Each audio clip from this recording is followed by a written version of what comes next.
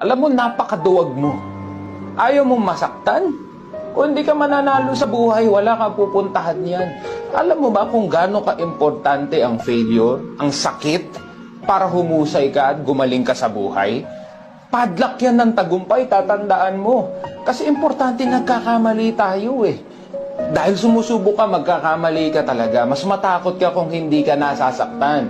That means you're not doing anything new. That means you're not going outside of your comfort zone.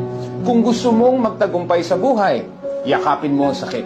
Namnamin mo lahat ng pagsubok na ibabato sa iyo ng buhay.